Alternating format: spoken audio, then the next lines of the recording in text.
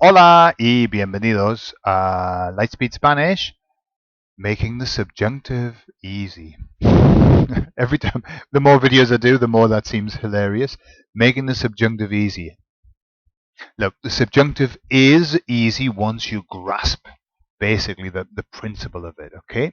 Now, what I'm noticing as I'm doing each video is I'm noticing that there's this massive overlap, and sometimes I'm finding it difficult to put these expressions in the right pigeonhole because the overlap and there's this kind of general feel of it's all the same thing. Okay, so forgive me if it sounds like I'm being a little bit sort of unclear about where something is and where it isn't.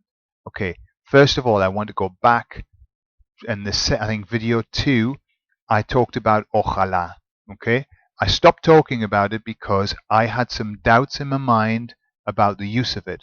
I've since cleared them up with Cynthia, so I want to just quickly tell you, okay, in case you're wondering why I just pushed ojalá to one side. Okay, ojalá que is what they use in the present subjunctive, okay, which is what we're doing now. We're going to talk about the imperfect subjunctive or the past subjunctive later on. Okay, so it's ojalá que is like I hope that, okay?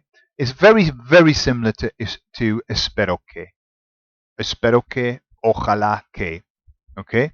There's not much difference, and it works exactly the same. Ojalá que me hable mañana. So I hope that he talks to me tomorrow, okay?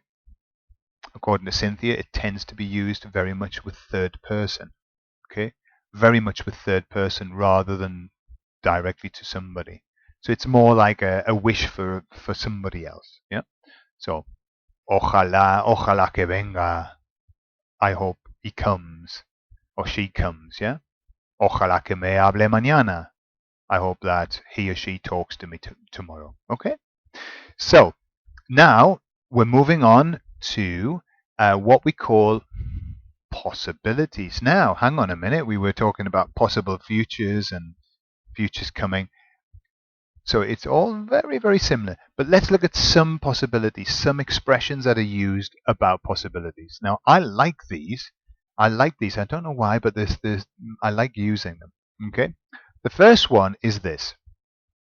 Es posible que. Es posible que is a trigger for the subjunctive. It's possible that. Now, it makes sense, doesn't it? Not sure. We're just sort of playing around, having, maybe. It's like a maybe, isn't it? It's like quizá. Es posible que. Okay? It could be, it's possible that he's bad. Okay? But naughty bad. Evil, which is malo. Okay? And the verb to describe somebody bad, who's bad, is ser. Now, ser we haven't touched on yet. Ser is slightly irregular, like ir, and basically what happens with ser in the subjunctive, it becomes sea. S-E-A, sea. So it goes sea, seas, sea, seamos, seáis, sean. Okay? So, it's possible that he's bad. Okay? Es posible que sea malo. Mm-hmm. Or it's possible that he's angry.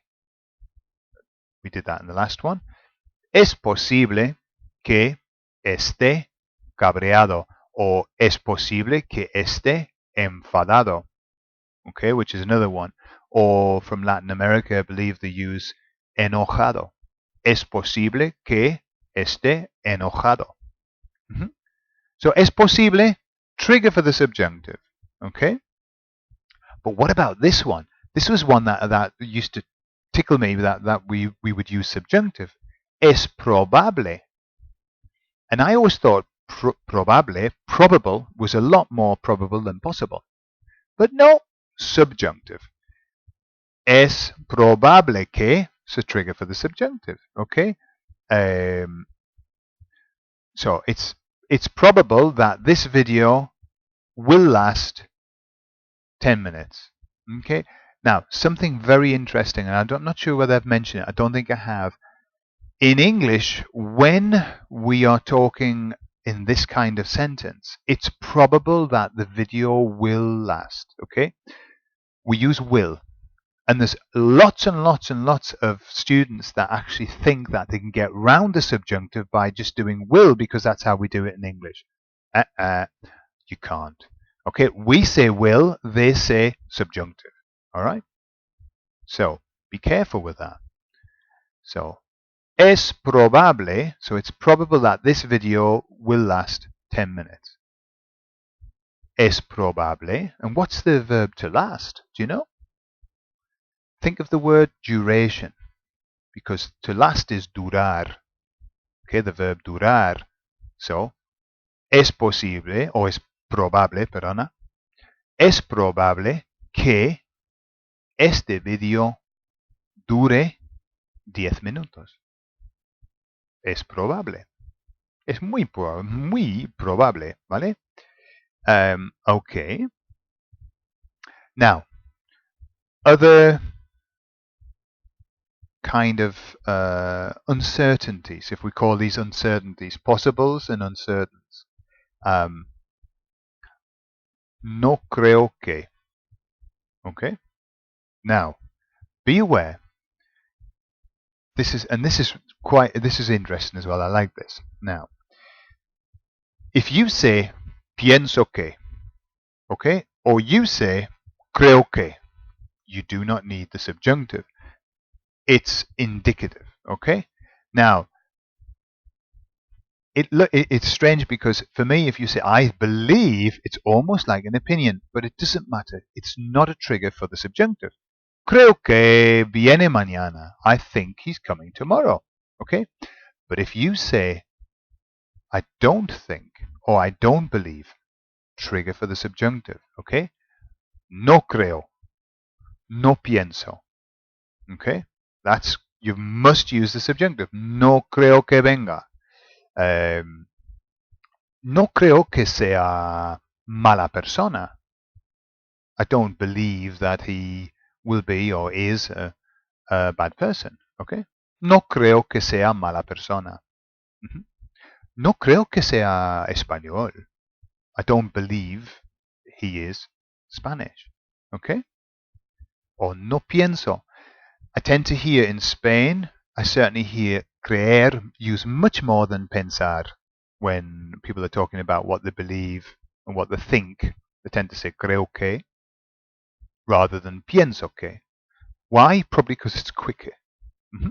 So no creo que, trigger for the subjunctive. No pienso que, trigger for the subjunctive. But you know what's interesting? If you change that sentence and you say creo que no, all right, then you don't need the subjunctive. Let me give you an example. Okay. No creo que sea español. I don't believe he's Spanish. Okay? Subjunctive. No creo. Trigger for the subjunctive. But if I say creo que no es español, creo que no es español. So it's saying the same thing, but without, if you put the no after, you don't need the subjunctive because there's no trigger. You see?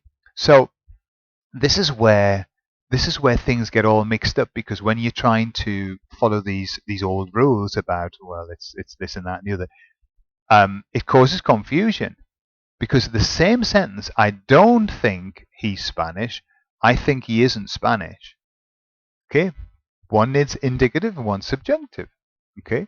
So it's an interesting way. Now, lots of people say, well, what I shall do is I shall say creo que and then with a no, and I won't need to use the subjunctive. It's impossible. It's impossible. It's just too difficult. It actually makes your Spanish more difficult to manage when you're trying to steer your way around the subjunctive. Just go for it. Okay, just watch these videos a few times and you'll have the basis of it at least. Yeah. So, what have we got? We've got no creo que, no pienso que, es probable que, y es posible que. So these are kind of doubts and uncertainties, possibilities and uncertainties. There are lots of other ones, like no es verdad que, it's not the truth that, dudo que, no es cierto que. There are lots and lots of them saying no. It's not possible that, it's not likely that, it isn't the case that. Okay? But notice what's happening. It's this pattern of something, something, something, that. Yeah? Kind of an opinion. Really, these are opinions. We've already done the opinions, and yet here we are again saying possibilities. They're still opinions. You keep giving your opinion. I don't believe that. Okay? So this is subjunctive at its best. Bueno, muchas gracias. Vamos a por el siguiente vídeo y nos vemos allí. Adiós.